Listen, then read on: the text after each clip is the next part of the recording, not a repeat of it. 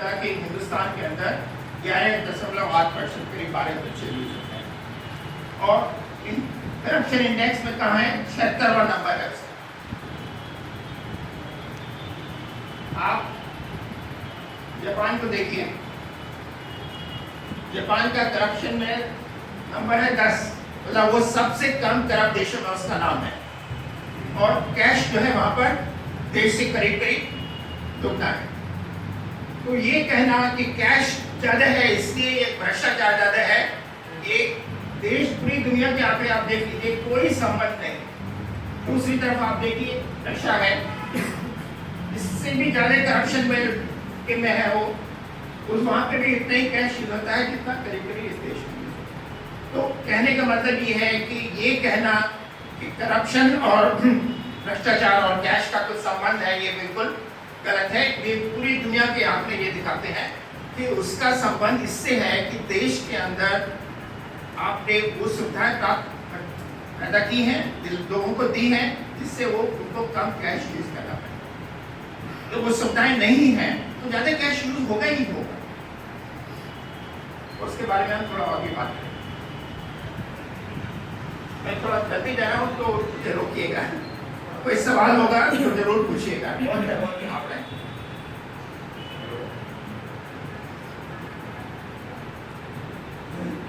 तो ये सवाल तो बहुत लोगों ने पूछा है, भाई ये काला धन खत्म करना है, आप कह रहे हैं बड़े नोटों को बंद करना चाहिए और फिर आप 2000 का नोट क्यों चालू करते हैं, 1000 का खत्म करते हैं, 2000 का चालू करते हैं, 500 का बंद करते हैं, लेकिन फिर नए वही 500 का लाते हैं। तो इसका मतलब क्या है, आपका मकसद काला धन खत्म करना नहीं है, आप तो एक और नया तरीका दे रहे हैं उससे कि कम जगह में, कम स्थान में आप ज्यादा काला धन इकट्ठा कर सकते हैं।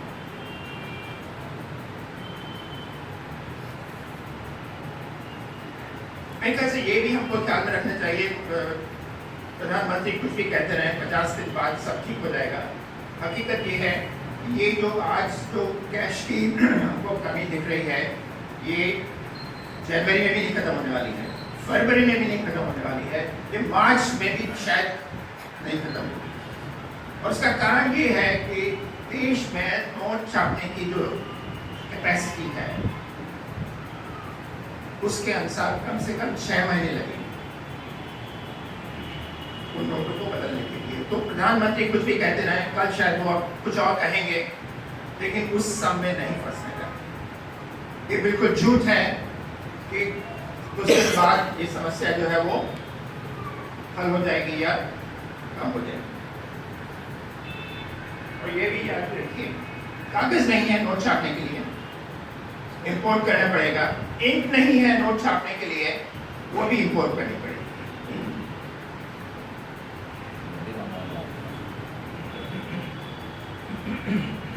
वित्त मंत्री जेटली जी ने कहा एटीएम सब ठीक चलेंगे। अभी ये कुछ आंकड़े आपके सामने हैं, 50 दिन हो गए हैं, ज्यादातर एटीएम खाली है। और कारण क्या है उसका, यह आपको सामने 2 आंकड़े में आपका ध्यान दिलाना चाहता हूँ। 108 नवंबर के बीच में औसतन रोज करीब 1500 करोड़ रुपया एटीएम में भरा जाता था। 2 लाख एटीएम है देश में, 1500 करोड़ रुपया रोज एटीएम से भरा जाता था। नवंबर से 20 दिसंबर के बीच में केवल 500 करोड़, 1/3 पैसा एटीएम से जा रहा है। तो एटीएम खाली होंगे ही होंगे। तो कोई भी ये कहता रहे कि ये समस्या जो है हल हो जाएगी, ये आंकड़े वो नहीं दिखाते। ये समस्या इस आसानी से, इस तेजी से हल होने का कोई आसार नहीं।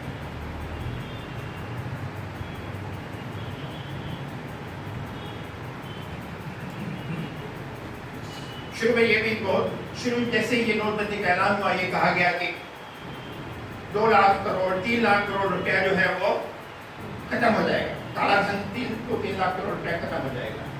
ऐसा कुछ नहीं हुआ है। मेरे ख्याल से अगले हफ्ते हमको पता भी लग जाएगा कि शायद सारा का सारा जो 500 और 1000 रुपये का जो नोट था पूरे देश में जो चल रहा था, वो सारा का सारा बैंक में चला जाएगा। कुछ नहीं आएगा। वो किसका नहीं आएगा? उस गरीब का जिसका बैंक का खाता नहीं। क्योंकि उसको मालूम नहीं कि वो पैसा कहाँ लेके जाए, उनका पैसा डूबेगा। तो ये लूट है गरीब की। उसकी जेब में जो पैसा उसने बचा के रखा है, ये सरकार उस पैसे को लूट रही है। जैसा मुफ्ती साहब ने कहा कि कौन सा कानून है देश का कि आपका बैंक में अकाउंट होना ही जरूरी है। ये नहीं चाहिए तो आप कैसे मजबूर कर सकते हैं कि आपका बैंक में अकाउंट होना चाहिए? नहीं तो आपके पास ये 10,000 रुपया है, 50,000 रुपया है, वो जो है वो बेकार हो जाएगा। लेकिन वो होने वाला है। तो मैं अब थोड़ा काले धन के बारे में बात करूंगा। तो पहले तो ये समझना चाहिए कि ये अर्थव्यवस्था जो काली अर्थव्यवस्था है, ब्लैक इकोनॉमी है, शेडो इकोनॉमी है, ये इसका मतलब क्या है? इसका सीधा सीधा मतलब ये है कि आप जो इनकम कमाते हैं, कानूनी रूप से जब आप उसके ऊपर कर नहीं देते हैं तो वो ब्लैक हो जाता है, शेडो हो जाती है। और ये हम सब लोग एक तरह से इसमें जुड़े हुए हैं। मुझे सैलरी मिलती है, वो तो वाइट है। मैं एक दुकान में जाता हूँ, एक चीज खरीदता हूँ, उसका बिल नहीं लेता हूँ तो वो पैसा क्या हो जाएगा?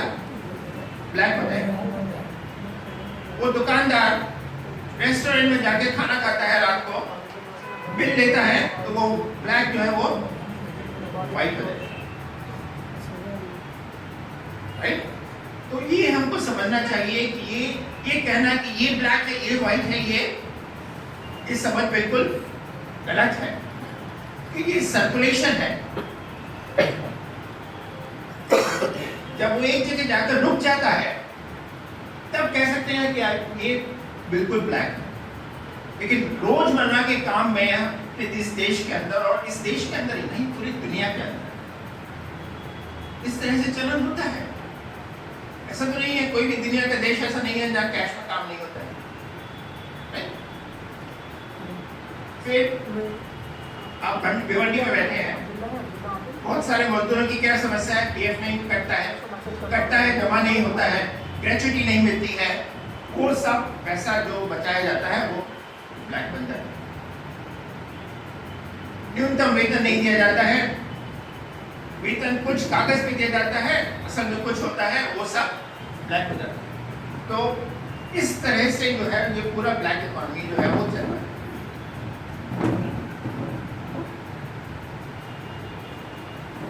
तो काले धन की सब लोग बात करते हैं, प्रधानमंत्री से लेकर हर एक आदमी बात करता है काला धन, लेकिन किसी को अंदाजा नहीं है कि इस देश में कितना काला धन है। ताज्जुब की बात यह है कि वो उन्होंने तो एक नंबर भी दे दिया, कुछ कह दिया 15 लाख मिलेंगे वगैरह वगैरह, लेकिन किसी को अंदाजा नहीं है कि एक्चुअली देश में कितना काला धन है। वर्ल्ड बैंक का जो रिपोर्ट है, उन्होंने पूरी दुनिया के सब देशों में कितना काला धन है उसका एक एस्टीमेट निकाला था, और उसके अनुसार इस देश के अंदर 2010 में उनका जो रिपोर्ट था उसके अनुसार 22.4% काला धन है। जीडीपी का 22.4% काला धन। लेकिन बहुत सारे देश के भी बहुत सारे रिपोर्ट्स निकले हैं, और जो उसके एस्टिमेट्स हैं वो 25 से 75% तक जाते हैं। कहाँ सच्चाई है किसी को अंदाजा नहीं है। और हमको ये भी याद रखना चाहिए, इस देश की अर्थव्यवस्था का एक बहुत बड़ा भाग जो है, इसको इनफॉर्मल इकोनॉमी कहते हैं, अनौपचारिक अर्थव्यवस्था कहते हैं, वो एक बहुत बड़ा भाग है। और उस भाग में 86 से ज्यादा प्रतिशत लोग उसके साथ जुड़े हैं। जो फॉर्मल इकोनॉमी है, जो औपचारिक अर्थव्यवस्था है, उसमें तो केवल 10-15% लोग उससे जुड़े हैं। तो वो सब लोग जो हैं वो उस अनौपचारिक अर्थव्यवस्था से जुड़े हैं, और वो अनौपचारिक अर्थव्यवस्था जो है वो जनरली ज्यादातर कैश में काम करती है। क्यों करती है वो हम आगे बताएंगे। तो सबसे पहले जो एक बहुत बड़ी गलतफहमी देश में फैलाई गई है, जो भी नकद है, जो भी कैश है वो काला है, ये बिल्कुल गलत है। यदि आपके पास, मेरे पास, किसी के पास भी कुछ भी कैश में रखा है तो आप उसको कैसे कह सकते हैं कि वो ब्लैक है? लेकिन आज हर एक को ये सबूत पेश करने की जरूरत पड़ रही है कि आप साबित करो कि आपके पास जो कैश था वो ब्लैक नहीं था। आज सरकार कह रही है आप साबित करो, आप 2.5 लाख रुपए से ज्यादा जमा कैश जमा करोगे तो साबित करो क्यों